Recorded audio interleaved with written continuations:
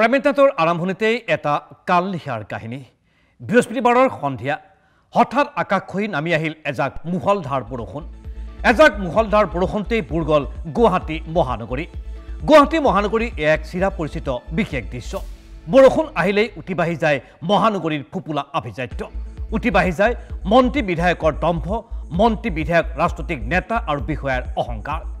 উন্নয়নৰ ফটাঢোল বজোৱা চৰকাৰ আৰু প্ৰশাসনৰ স্বৰূপ উদঙাই দিলে এজাক মুহলধাৰ বৰষুণে। কালিও ইয়াৰ ব্যতিক্ৰম নহ'ল। স্মাৰ্ট চিটিৰ প্ৰকৃত স্বৰূপ উদঙাই মহানগৰীৰ উন্মুক্ত বানত উঠি গ'ল কণমানি 8 বছৰীয়া অবিনাশ চৰকাৰ। ঘটনাৰ স্থান চানমাৰী থানাৰ অন্তৰ্গত জ্যোতিনগৰৰ গণেশ মন্দিৰ সমীপৰ। সময় তেতিয়া ঘড়ী কাটাত 10 বাজি গৈছে নিশা। সেই সময়ত বামুণী মৈদামৰ গেৰেজৰ পৰা পুত্ৰ আৰু ভতিজাকৰ সৈতে ঘৰলৈ উভতিছিল হৰলাল চৰকাৰ। তেতিয়াই দিছিল মুহলধাৰ বৰষুণ। পিতৃ হৰলালে সপোনতো ভবা নাছিল সেইজাক বৰষুণতে উঠি যাব তেওঁ কণমানি পুত্ৰ সন্তানৰ। পাহাৰৰ পৰা নাহি অমা প্ৰবল পানীৰ ঢলে নিয়ন্ত্ৰণহীন স্কুটিৰ পৰা উন্মুক্ত নলত পেলাই দিছিল কণমানি অবিনাশক। পিতৃৰ চকুৰ সন্মুখতেই উঠি গ'ল কণমানি পুত্ৰটো।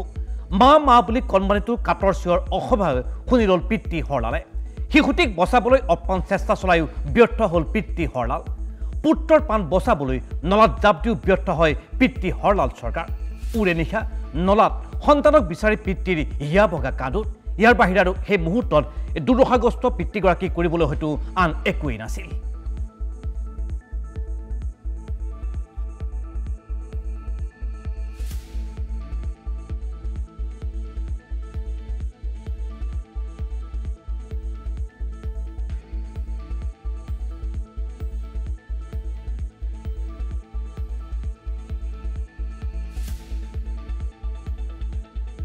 ৰাতি থাকি কিনে মই অকলে বিচাৰি আছো। বাকী ঘণ্টা আহিছে নেকি তাতে আছে। ঘৰটো বেলেগ একো নাই। ইয়াতে পানী বহুত হৈছিল, পানী আহিছে। পানী আহোঁতে মই যাই আছো, যাই থাকোঁতে স্কুল অলপমান শ্লিপ হৈ গ'ল। মই দেখাই আছো অলপমান আছে এইখিনি জেগাৰ পৰা একদম আপোনাৰ ঘৰলৈ গৈছিলোঁ। তাৰমানে এইপিনে ব্ৰিজৰ কাৰণে আপোনাৰ ই কৰিছে, এটা চাইড বন্ধ কৰি এটা চাইড চব মানুহ যাব দিয়ে। বোলে এইফালে মই যাব নোৱাৰোঁ, পূৰা যাম। এইফালে বৰষুণ, বাচ্ছা আছে লগত, বোলে এইফালে শ্বৰ্টকাট হৈ যায়, এইফালে মই গুচি যাওঁ। আহি তাতে এইফালেও বানপানী পূৰা, অলপমান শ্লিপ হৈ যায়। বাচ্ছা এনেকৈ ধৰিলোঁ আৰু বাচ্ছাটোক ধৰিছোঁ আৰু তাৰ লগত মই পৰি গৈছোঁ। তাৰ লগত মই ভাই মই নিজে এনেকৈ গুচি গৈছোঁ। একদম গভৰ্ণমেণ্ট পেজ যাই পাইছোঁ ভাই তাৰ লগত। তেতিয়ালৈকে লগত আছিল না আপোনাৰ লগত বাচ্ছা? মোৰ লগত বাচ্ছা অলপ টাইম দেখা, 5 ফুটমান দেখা হয়, তাৰপিছত দেখা পোৱা নাই। আপুনি এইখন জেগাতে নেদেখা হ'ল নেকি? ইয়াতে 5 ফুটমান দেখা পাইছোঁ পৰাৰ লগে লগে। তাৰমানে মই পৰাতে সেই হাতটো মোচাৰ খাই শ্লিপ খাই গ'ল। শ্লিপ খাই যায় সেই হাতটো ফলকি গ'ল মোৰ হাতৰ পৰা। আপুনি দুজনে উঠি গৈ আছিলে? হা, দুজনে গৈ আছিলে? মোৰ ভাতিজা আছে আৰু মোৰ ল'ৰাটো আছে। নহয় পৰি যেতিয়া গৈছিলে আমি দুইজন উঠি গৈ আছিলে। আমি দুইজনে একেলগে এনেকৈ ধৰিছোঁ, বাচ্ছা ধৰি মই একেলগে গৈ আছোঁ। মই একদম তাৰ গভৰ্ণমেণ্ট পেজ যাই পাইছোঁ চলিৰ কাৰণে। মই হাতখন এৰা গ'ল তাতে। তাৰপিছত বিচাৰি নাপালোঁ মই চলি। সেয়া পিতৃ হৰলাল চৰকাৰৰ বক্তব্য। সন্তানক বিচাৰি ৰাজপথত সেয়া ঢুকাৰি কান্দিছে মাতৃয়ে, কান্দিছে কেৱল কান্দিছে। এই দৃশ্য দেখিলে আপোনাৰ বুকু কঁপি উঠিব। সকলোৰে হৃদয়ত হাহাকাৰ কৰি তুলিব এই বিশেষ দৃশ্যৰ জৰিয়তে।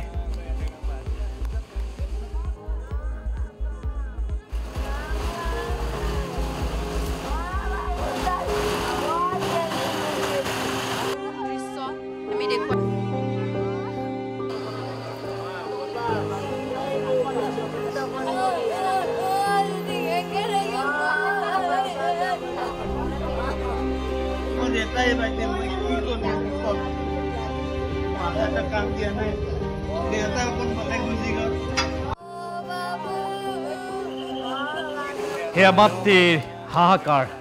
নলাৰ কাষে কাষে নাতিনীয়েকক বিচাৰি হাবাথুৰি খাইছে শিশুটিৰ আইতাকে। কাৰোবাৰ পুত্ৰ, কাৰোবাৰ নাতিক এনেদৰে হেৰুৱাৰ দুখ কি সেয়া ভুক্তভোগীয়ে অনুভৱ কৰিব পাৰিব। কালি তেনে এক কৰুণ ঘটনাৰ সাক্ষী হৈ ৰ'ল জ্যোতিনগৰৰ এই বিশেষ পৰিয়ালটো।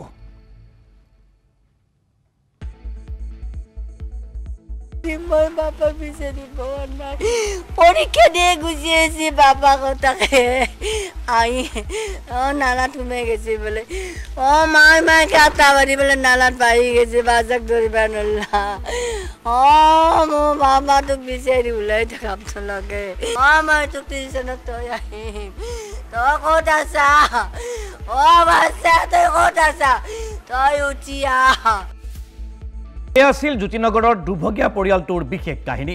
এতিয়া শুনক স্মাৰ্ট চিটিৰ স্মাৰ্টহীন কাণ্ড কাৰখানাৰে কুখ্যাতি অৰ্জন কৰা বিভাগীয় দায়িত্ব জ্ঞানহীনতাৰ বিশেষ কথা কালি ঘটনাৰ পাছতেই খবৰ দিয়া হৈছিল SDRF বাহিনীক যথেষ্ট পলমকৈ ঘটনাস্থলীত উপস্থিত হৈছিল ঢাল তৰোৱালবিহীন নিৰ্ধাৰণ সদাৰূপী SDRFৰ বাহিনী হাতৰ টৰ্চ লাইট এটাও নোহোৱাকৈ অভিযান চলাবলৈ আহিছিল SDRFৰ বাহিনী নলাত ননমাকৈ অভিযান সামৰি উভতি যায় দক্ষ অভিজ্ঞতাপুষ্ট SDRFৰ দলটো এতিয়াও অভিযান অব্যাহত আছে যদিও এই পৰ্যন্ত SDRFে সন্ধান উলিয়াব পৰা নাই দুৰ্ভগীয়া শিশুটিৰ ব্যৰ্থতাৰ ইয়াতকৈ আৰু চৰম লজ্জাজনক উদাহৰণ কি হ'ব পাৰে গুৱাহাটী আৰু গুৱাহাটীৰ উন্মুক্ত নলা যেন এটা মুদ্ৰাৰ এতিয়া ইপিঠি সিপিঠি উন্মুক্ত নলাই প্ৰাণ লোৱাৰ উদাহৰণ এইখন ৰাজ্যত বহুতো আছে গুৱাহাটী পৌৰ নিগম নগৰ উন্নয়ন বিভাগৰ অক্ৰমণ্যতা আৰু চূড়ান্ত দায়িত্ব জ্ঞানহীনতাৰ বাবেই এতিয়া মৰণ ফান্দত পৰিণত হৈছে গুৱাহাটী মহানগৰী বিভাগীয় মন্ত্ৰীৰ চৰম ব্যৰ্থতাৰ বাবেই মহানগৰী আজি এই দুৰৱস্থা বিগত প্ৰায় এটা বছৰৰ ভিতৰতে উন্মুক্ত নলাত পৰি মহানগৰীত প্ৰাণ হেৰুৱাইছে বহুজনে অলপতে হাতীগাঁৱৰ লক্ষ্মীনগৰত উন্মুক্ত নলাই পাণ কাঢ়ি লৈ গৈছিল এজন বিশেষ ব্যক্তি বিগত বৰ্ষৰ 14 জুলাইত মদকুঁহিয়াত উন্মুক্ত নলাত পৰি প্ৰাণ হেৰুৱাইছিল এগৰাকী অভিযন্তা ছাত্ৰই তাৰ এমাহ পূৰ্বে VIP ৰোডত প্ৰাণ হেৰুৱাইছিল এগৰাকী ছাত্ৰীয়ে 9 মাহ পূৰ্বে সুন্দৰপুৰত উন্মুক্ত নলাত পৰি আহত হৈছিল এজন যুৱকো এয়া মাত্ৰ কেইটামান বিশেষ উদাহৰণে উন্মুক্ত নলাই পাণ কাঢ়ি নিয়াৰ ঘটনা গুৱাহাটীত তেনেই সুলভ কিন্তু ইমানবোৰ ঘটনাৰ পাছতো গান নলৰে বিভাগীয় মন্ত্ৰী অথবা GMC আৰু GMDৰ বিষয়াসকলৰ যেন অঘটন ঘটালৈ বাছ চাই থাকে বিভাগটোৱে অৰ্থাৎ কোনোবা যদুমধু বলিদান নিদিয়াকৈ গান নলৰে এইসমূহ বিভাগৰ এনেকৈ চলিছে মহানগৰী উন্নয়নৰ দায়িত্বত থকা এইসমূহ বিভাগ আজিৰ তাৰিখত মহানগৰীত নখন্দা পুখুৰী সদৃশ গাঁত নথকা এটাও উপপথ আপুনি বিচাৰি নাপাব পানী যোগান গেছ যোগান অথবা বিদ্যুৎ যোগানৰ বাবে কোনোবা নহয় কোনোবা বাটপথ আজিও খন্দা অৱস্থাতেই পাব তাৰ উপৰিও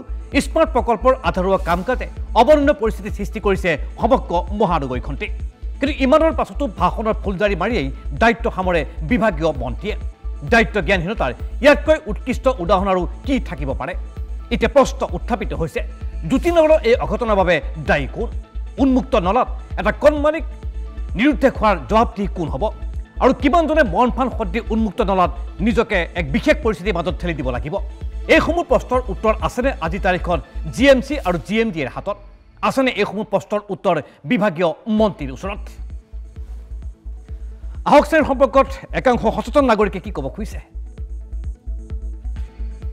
এইটো ঘটনা অকল এটা ঘটনাই নহয় সদায় হৈ আহিছে গতিকে এনেকুৱা ধৰণৰ প্ৰিকশ্যনছ ল'ব লাগে বৰষুণ এজাক হ'লেই নলাবোৰ ব্লক হয় আটাইতকৈ ডাঙৰ কথা যেতিয়া ফ্লাইঅভাৰ ইয়াত হৈ আছে ফ্লাইঅভাৰ হৈ থাকোঁতে ইয়াত নলাবিলাক যে যেতিয়া গুচাইছে ফুটপাথবোৰ ভাঙিছে ফুটপাথবোৰ ভাঙা যিবোৰ চিমেণ্ট সেইবোৰ নলাতে পেলাই দিছে এইটো কথা মই বহুতবাৰ টুইট কৰিছোঁ মই ইয়াৰ কাউন্সিলৰলৈ পঠাইছোঁ ফটো মই ইয়াৰ যিজন ফ্লাইঅভাৰৰ ইনচাৰ্জ ইঞ্জিনিয়াৰ তেওঁলোকেও কৈছে ঠিক কৰি তেতিয়া বৰষুণৰ বতৰ আৰম্ভ হৈছিলেহে তেতিয়াই মই কৈছিলোঁ বৰষুণ বতৰ আৰম্ভ হ'ব আপোনালোকে নলাবোৰ অকণমান কাভাৰ কৰক বা কিবা এটা ব্যৱস্থা কৰক আৰু যিবোৰ নলা আছে যিবোৰ ফুটপাথৰ বস্তুবোৰ পেলাইছে সেইবোৰ যাতে উঠাই দিয়ক নলাবোৰ তেতিয়াহে পানীটো যাবলৈ পাৰিব ফ্ল'টো তেতিয়াহে হ'ব কিন্তু তেওঁলোকে কেয়াৰে নকৰে আমি CMলৈ টুইট কৰিলোঁ CMে কোনো ৰেছপণ্ডে নকৰে গতিকে টুইটাৰত থাকি বা মাই গভৰ্ণমেণ্ট তাতে লিখা কি লাভ হৈছে বা GMDA বা GMC লিখা কি লাভ হৈছে ঠিক আছে মানুহৰ সুবিধাৰ কাৰণে ফ্লাইঅভাৰ বনাইছে আমি কোনো আপত্তি কৰা নাই কিন্তু মানুহে খোজকাঢ়িব ক'ত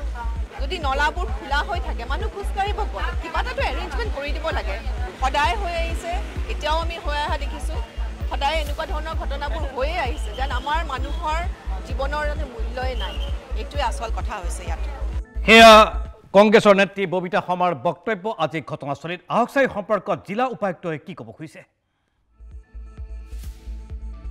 এতিয়া মানে দেউতা কোৱা মতে তেওঁ লগতে আহিছিলে আৰু গভৰ্ণমেণ্ট প্ৰেছৰ ওচৰত তেওঁতো পানীত ওপৰত আহি গ'ল আৰু ল'ৰাটো মানে তলত আহিছে এতিয়া আমি মানে চিন্তা কৰিছোঁ যদি পানীটো অকণমান ব্লক কৰি ডাইভাৰ্ট কৰিব পাৰিম এইটো শুকাইখিনি মানুহ নমাই বডিটো যদি ওলাব পাৰোঁ এইটো আমি চেষ্টা কৰি আছোঁ যিমান পাৰোঁ সোনকালে শুকাবৰ চেষ্টা কৰিছোঁ কাৰণ এতিয়া চবে এইটোৱে ভাবি আছে যে গভৰ্ণমেণ্ট প্ৰেছ পইণ্টৰ পৰা ৰোড ক্ৰছ কালভাৰ্ট যিটো আছে তাতে চাগে হ'ব পাৰে বডিটো কাৰণ আগফালেতো JCB দি খান্দি লোৱা হৈছে তাতেতো ওলোৱা নাই তো ইয়াতে যিখিনি আছে ইয়াতে তেওঁলোকে এতিয়া পানী শুকাইখিনি কৰিব ট্ৰাই কৰিব এই মানুহজনে খোজকাঢ়ি নিজেই চাইছিলে আৰু ৰাতিপুৱাৰ পৰা SDRFৰ টীম মানে খোজকাঢ়ি আছে ভিতৰ নালাখিনিত মানে খোজকাঢ়ি তেওঁলোকে এতিয়া আহিছে ৰাতি পানীটো বহুত বেছি হৈ গৈছিলে তো খোজকাঢ়িলে বডিটো তাতে উদ্ধাৰ নহ'ল আৰু দেউতাও কৈছিলে যে একেবাৰে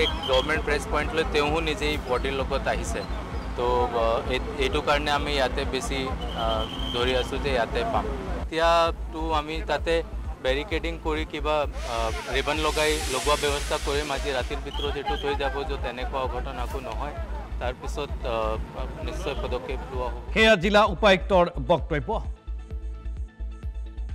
আৰু এইদৰে মহানগৰীৰ সৃষ্টি হৈছে কৃত্ৰিম বানপানী আৰু কৃত্ৰিম বানপানীৰ পৰিণতিতেই এটাৰ পাছত আনটোকৈ দুৰ্ভাগ্যজনক ঘটনা সংঘটিত হৈছে আৰু এনে দুৰ্ভাগ্যজনক ঘটনাৰ অংশ হিচাপে এটি দেৱশিশু পানীৰ ঢলত উটি গৈছে অৱশ্যে এতিয়ালৈকে দেৱশিশুগৰাকীক উদ্ধাৰ কৰিবলৈ সক্ষম হোৱা নাই SDRF, NDRF আৰু জিলা প্ৰশাসনে ইতিমধ্যে অভিযান অব্যাহত ৰখা হৈছে শিশুটিক বিচাৰি কিন্তু শেহতীয়াকৈ আমালৈ অহা খবৰ অনুসৰি শিশুটিৰ মাত্ৰ এযোৰ চেণ্ডেলে উদ্ধাৰ কৰিবলৈ সক্ষম হৈছে উদ্ধাৰকাৰী দল ইতিমধ্যে ক্ষিপ্ৰ গতিত চলাই থকা হৈছে পলমকৈ হ'লেও উদ্ধাৰ আৰু সাহায্য অভিযান